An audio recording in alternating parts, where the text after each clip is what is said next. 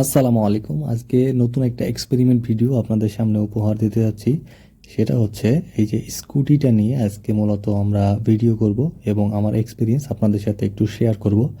এটা হচ্ছে TVS Ntorq 125 সিসির একটি স্কুটি। তো এই স্কুটিটা আমি প্রথমবারের মতো চালাতে যাচ্ছি এবং কেমন ফিল হয় সেটা আপনাদের সাথে একটু শেয়ার করব।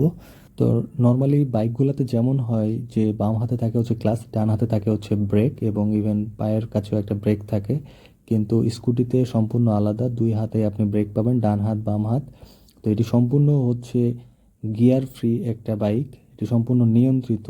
পিক আপ মোড়ালেই শুধুমাত্র স্কুটিটা চলবে, আদারওয়াইজ স্কুটি থেমে যাবে, এরকম একটা বিষয়। সম্পূর্ণ নিয়ন্ত্রণে এবং আপনার কন্ট্রোলে রেখেই হচ্ছে আপনি এটাকে রাইড করতে পারবেন অনেক সেফলি।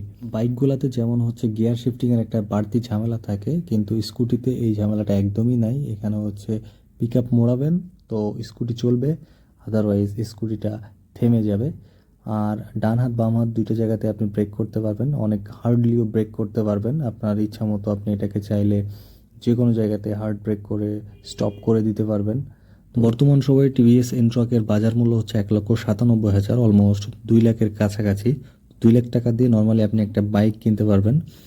তো চিন্তা করতে পারেন যে 2 লাখ টাকা দিয়ে আমি কেন স্কুটি কিনবো। তো স্কুটির মজা হচ্ছে এক এবং বাইকের মজা হচ্ছে আর এক।